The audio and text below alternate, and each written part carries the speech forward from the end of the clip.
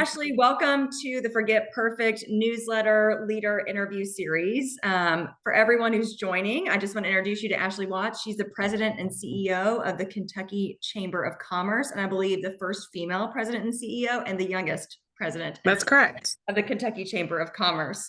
So I'm excited to dig into leadership today and also to talk about your journey. So to kick us off, let's start with that. Like, tell us a little bit about yourself and your leadership journey. Well, thank you so much for having me. It's been great to work with you more recently. So my leadership journey, I always say it's probably not untypical, but it was Yeah. just really kind of hard work. So just kind of starting back at the beginning, I am a lifelong Kentuckian. I grew up in Hardin County in Elizabethtown. I was raised by a single mom who was a social worker and a teacher, but I had a good kind of close-knit family around me. Went to public school my whole life, grew up in the church. And I knew at an early age that if I wanted to go to college, I really needed to work hard and make sure that I could afford to do that because there just wasn't a lot at our household to be able to save up for college. So I worked really hard in school, probably pretty type A overachiever, and was able to get a full scholarship to Campbellsville University, which is where interestingly enough, my grandmother went and my mom Oh, went as well. And so I went to Campbellsville for my undergrad and spent 4 great years there, where I really think that I kind of came into my own there. I think I learned a lot of great leadership abilities and qualities there. I was the first female student body president at Campbellsville University, and I served in that post for 2 years. And then my senior year of college, I interned. I applied for an internship here in Frankfurt at the Legislative Research Commission. So just working for the yeah. legislature. I always knew I wanted to be in and around politics or government.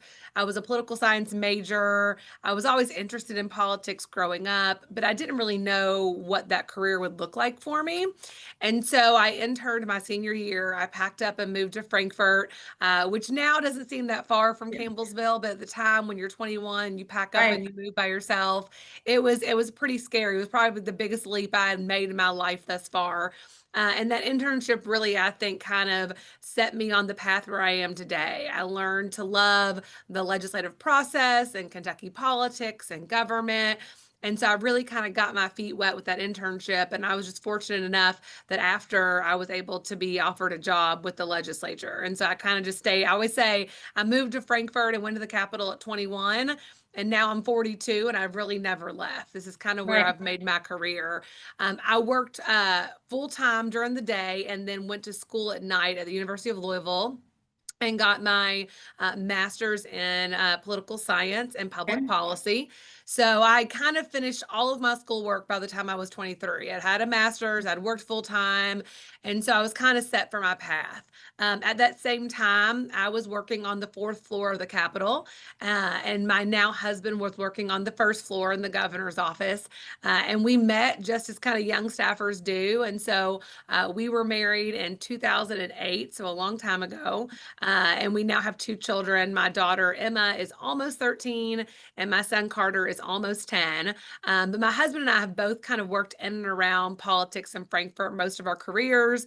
I worked at the Kentucky Bar Association for a few years, and I've Okay. been with the chamber now for 13 years. So I started off, I always say, as entry level as you can get. Mhm. I was the entry level lobbyist. I was the lowest man on the totem pole. And through hard work and then also through some luck, people ended up taking other opportunities and there were spaces that Yeah. opened up. 7 years of being here at the chamber, I went from being entry level lobbyist, kind of lowest man, to the president and CEO. But I think a lot of it was really just kind of hard work and nose to the grindstone. I always say with my kind of journey, I never had anyone to kind of make that call and say, oh, you should hire Ashley, or I didn't have an Right. important family that made that call for me, or I didn't have those connections. Every single job I've ever gotten, I honestly just applied and went through the interview Yep. process and kind of proved myself.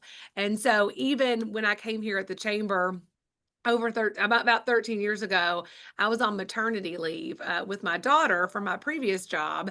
And I just saw this job literally posted probably on Yeah. social media for a lobbyist at the chamber. And I was like, well, that sounds interesting. I'm kind of ready for a new challenge. And I was on maternity leave. So I applied and went through the process while I was on maternity leave and ended up starting here at the chamber when my daughter was probably around 12 weeks old. So it's been fun. My journey here at the chamber. I said my kids don't know anything but being here. I've Yeah. had both children here at the chamber. They've kind of been raised in and around this, but that's a little bit about me. We now live in Frankfurt. My husband, my kids, and I, and we've been here. Gosh, I've now lived in Frankfurt for 21 years. So this is now definitely my home. Yes, I love that. I love learning more about your story. And it's powerful. Similar journey with me, right? I've never had family connections. My family was in Alabama. So all of it was like hard work and just forging your own path and just applying and seeing and going for it. So obviously, you're in the top leadership role at the Kentucky Chamber, and you've led different leadership roles throughout your journey. But you think about the term leadership, like what does it mean to you?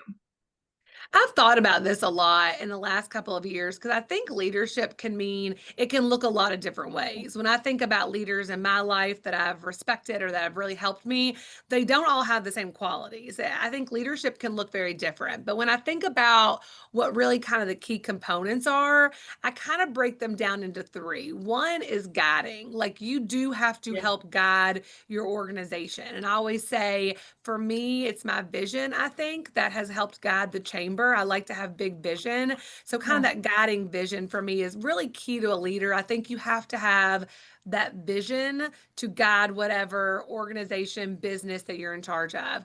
Right. And then I also think you do have to be inspiring. I mean, you want to follow someone, you want to be guided by someone that is inspiring, that you kind of believe in their big vision, that you Right. kind of want to jump on that ship with them and take that journey. So inspiring is kind of the second component.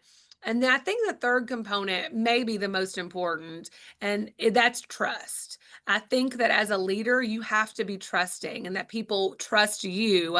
And, when I took over here at the chamber, I took over in November 2019, and a couple months later, COVID happened, and I had been given kind of the reins of an organization that was well established. We were secure financially. We had a good staff. Like I took over a great organization, but when COVID happened, and I realized that some of our funding might go away because businesses may not be able to pay their dues, we weren't able to have events, which is a large part of our revenue. I Right. really had to lean into kind of all of these principles of what is the next chapter for the Chamber of Commerce. And I also had to really think about I have 50 employees that are trusting in me to get them through this. They're trusting Right. in me that I'm going to have the vision and the leadership so that they can have a paycheck in the next Yeah. couple of weeks. And so I think that trust is, for me, it's really kind of two ways. They have to trust in their leaders, and then I have to have trust amongst my team as well. Yeah. Yeah. When I'm doing the trust work with organizations, I talk about both, right? There's trust and then there's trustworthiness. And trustworthiness is how we show up every day and, the lane that we own in the trust kind of formula for sure. Yeah. What do you think was one of your biggest lessons? Because that's a huge shift, right? Like you take over in November of 2019 and then COVID hits. Like, what do you think was one of your biggest lessons? I always think looking back now, it's easy to look back 5 years later and you have some perspective on it and you're not in the trenches. But I actually think as horrible as the whole situation was, clearly, I think I found the leader I was in that situation.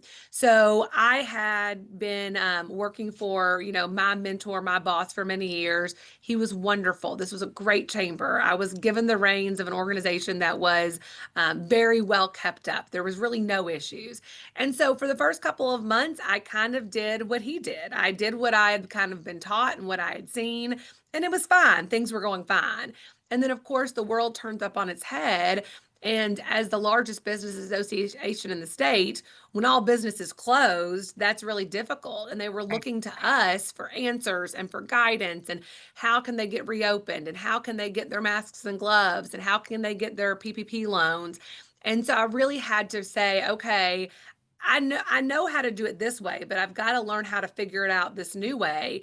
And I did. And so I think for me, looking back, I became the confident in my leadership abilities throughout COVID because everything I knew had been flipped on its head and I kind of had to write my own rules at that point. And so for me, I think looking back, as challenging as it was, and that's probably true in any situation. When you're in the trenches, Right. it's challenging.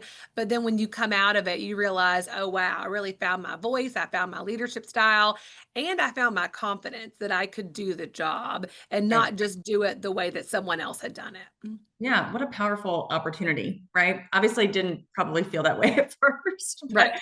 what a powerful growth opportunity. So in terms of how you make leadership decisions and how you lead, what are your core values? Like what So guides you? I'm, I really do go with my gut quite a bit. Yeah, I think some people really kind of second guess themselves or they're slow to make decisions. And this may be something that my team could say this may be something I work on. I tend to kind of be go, go, go. I always say I'm all gas, no brakes. And so I do lead with my gut a lot. I think I have a yeah, good gut instinct. I think I kind of know what will work and what won't. But also knowing that, I also try to pull in a team decision. At the end of the day, it's my decision. But I always say I try to have people in places that they are better at that job than I would ever be. right, And so I have someone that's a better lobbyist than I ever was, someone that could do events better than I could ever do it, someone that could do communications better than I can ever do it. And so I really kind of look at my leadership team here at the chamber as kind of that kind of kitchen cabinet type of think tank of I think I know where I'm going. And a lot of times it does end up that way. But I like to have the input of yeah, others who are the experts kind of in their area. And also, as someone that is go, go, go, all gas, no brakes, I do need someone sometimes to kind of be my brakes and to be like, have you thought about it this way? Or yeah, let's think about the pitfalls. And so I think when I make decisions, I tend to kind of lean in with my gut. I kind of feel like I have good, I can kind of tell if something's going to be a good or bad idea. right. But as kind of that insurance, that safety net, I do fall back to my kind of 6 vice presidents who can really help me think through things. And so that's kind of the check on my gut. Yeah, yeah, I love that. What do you think are some of the biggest misconceptions about leadership? So I've thought about this some, and even some comments from some of my, friends or family that I've Yeah, grown up with that are like, "Oh, you have this big job now, and you get to go to the Derby and do all these fun things." And that is absolutely true. There are a lot of wonderful things that come along, and the privilege that comes yeah, along with a position like this. But being the boss, and this is kind of, I know it's somewhat cliche, it really is pretty lonely at the top. And yeah, so I have strong networks of other state chamber presidents. I am in the YPO group where you can yeah, kind of share, because I do think at the end of the day, it can be seen if you're in a position like this, it can be seen as kind of cushy and you get all these right, perks. But what we as leaders don't talk about to our teams or our staff, and we probably really shouldn't, is the stressing of making sure everyone's going to get paid, or there's a really hard personnel decision that you're yeah, having to work through and it's really uncomfortable, or your board member, something's happening with one of them and you're having to deal with it, and it's kind right, of like you are the one that at the end of the day, you are the tip of the spear, you are the one that all that comes down to. And so I think in a lot of times there's a misconception that being the boss is somewhat easy or cushy and you can make decisions and everyone kind of does the work. But for me, I've really found, especially leading large teams or being in charge of a budget, being in charge of yeah, hiring and payroll, there's a lot of stress in that. And it kind of goes back to, I think it dawned on me during COVID when we weren't sure kind of what our budget would right, look like. And, everyone was getting laid off from their jobs. They couldn't go to work. And I realized, oh my gosh, there are 50 families that are right. basically relying on my decision making and the leadership that I bring to this table. And so I do think there is that kind of always that pressure that comes with a leadership position like this. So on the outside, it can look a lot of fun, and that's kind of the role of it. And but really, there's a lot of really hard decisions that you have to make every single day. Yeah. So to play off that, obviously there's a lot of demands on you and your schedule. How do you maintain your well-being? Oh gosh, I'm probably not the best at talking about this. We were just saying that Derby week was a lot, and I'm trying to recuperate from that. But for me, my well-being, I think, really comes from connections and relationships. So a lot of my friends and girlfriends, we talk about like, what's your thing? Some people, run or bike or paint or whatever it is, and I've tried all those things in my Yeah, life. But I come back to kind of my thing is always going to be relationships and friendships. And I think it comes back from me being an only child of a single right, mom, and I kind of created a community around me. right. And so I think that's how I maintain my well-being is really, and I know you talk about being overly scheduled Yeah, sometimes or highly yeah, scheduled. I actually, I make it a point to schedule dinners yeah, with my friends. I know you've talked about this before, sometimes even phone calls if you haven't seen yeah, someone. And so years ago, I probably felt guilty about that, especially when my kids were a little younger, of like, oh, I'm going out with my girlfriends tonight, or I'm going to take this trip with my friends. But what I realized is I don't think I would show up as the best version of myself, whether that's a wife, a mom, a boss, whatever that would be, if I wasn't taking care of myself. And for me, really maintaining my strong friendships and relationships with my yeah. friends that some of them I've had since I was in preschool. To Mhm. me, that's really how I maintain my well-being. So right now I'm planning a trip to New York in a couple weeks with some girlfriends. Yeah, And so that kind of gives me my energy boost and the excitement that I need to get through a couple of long weeks. But for me, I know some people would probably say exercising, eating healthy, and I try to do all of that. I walk every night. I do a boot camp class. But at the end of the day, what really makes me happy, I think, is making sure that I make time for my family and my friends and not yeah, feeling guilty about scheduling those things. yeah, yeah. I love that. And I love that you're prioritizing that. So that's really meaningful. So the workplace is obviously constantly evolving, constantly evolving. The only constant is change. What do you think are some of the most critical skills right now for leaders? So I think the most critical skill for a leader is the ability to be innovative. Yeah, And that is what I have found kind of in my leadership journey is when I have really succeeded and I have really kind of made a name for myself or done something that has really worked for the chamber. It's been innovative. It has not been something that has been done before. It is not kind of the way we've always done it. It's really right, stepping outside of that box. I'm really fortunate that I have kind of the mindset and the personality to love and try new things. Some people, it's a little scarier. I tend to get bored pretty easily. And so I love kind of trying new things. And so for me, it's innovation. And that's what I try to instill in the leaders here at the chamber when they're kind of coming through the ranks is, yeah, it's a lot of people can execute on good ideas. A lot of people can kind of do yeah, the day-to-day job. What I really notice in people is that ability to be innovative. And I think trying to teach people it's okay to try and to fail, but I want you to try.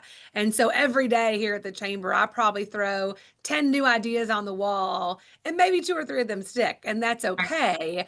But I really want to try to instill in my leadership team here at the chamber that ability to be innovative and to innovate. I think with the world changing so rapidly and right. all the new technologies and everything is different than it was before, I think we will see the leaders that will be set apart will be the ones that will innovate and to keep up and not Yeah, be the ones that say, this is the way we've always done it. yeah. So I'm being curious. How do you think, like, I've been working on this, like teaching innovation to my team, also teaching it to leadership teams. Um, how do you teach it? I think one of the ways too is um, encouraging people, however they get to their kind of creative thinking zone, whether it's like podcasts or like for me, long drives, I get new Yep. ideas. Also making sure I have like mandatory downtime for myself. I call them CEO days. And really like not letting things, because typically the CEO days are the only open blocks on your calendar. So I'm like, Yep. playing around with that because I feel like a big part of that is like slowing down to speed up. Like the downtime is required for my innovative and strategic and futuristic thinking.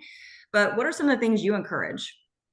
So this is something you're right. It's kind of hard to teach people Yeah. to be innovative. And sometimes you think you either just have it or you don't. But I actually think one of the things I've done now thinking about it is when any of my team come with me to a problem, I say, do not bring me a problem without bringing me at least a couple possible solutions. Or I know this is very simple. When they ask me a question, and if I can figure that out in like less than 2 minutes by Googling Right. it, I say, have you thought about this before you brought it to me? I think a lot of times people just kind of bring things to their leaders or to their bosses and maybe expect them to try to figure it out. I really want my team to try to figure it out and bring me those solutions. To me, that's showing that kind of innovation and initiative that I really want to see. And also, I think a lot of it is just courage. And so it's easy to kind of Yeah. do things the way it's always been done, or to say, well, we've done it this way for this many years. It does take courage to say, I don't think this is working, or Right. have we thought of this new idea? And people are going to throw cold water on it. But I just say, I never mind new ideas. I throw out new ideas all the time. Some of them don't stick, some of them have failed. Who knows? Right.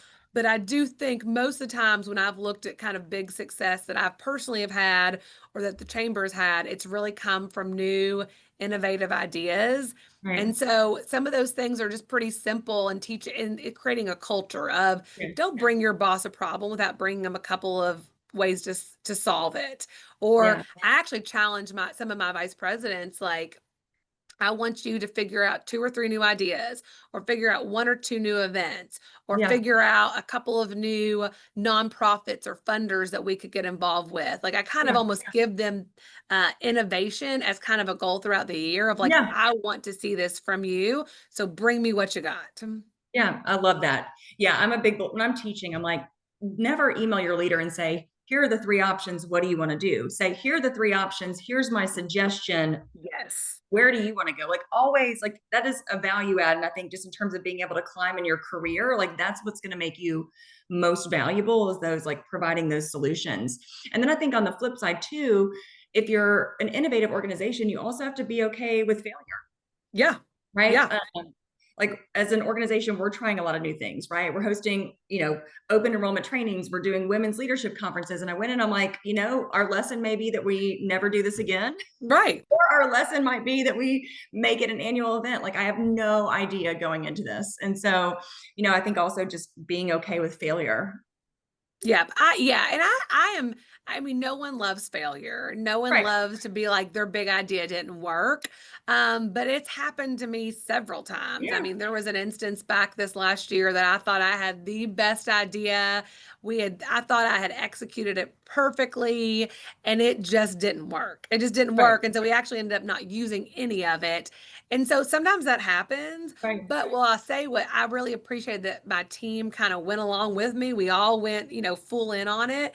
And Yeah. sometimes those things don't work, but sometimes they do. And I feel like more times than not, you can always learn lessons from them, or, oh, this didn't work, so we're Yeah. never going to do this again. Put that on the back burner. But I am one that I don't mind if we fail. What I mind is that if you never try something new.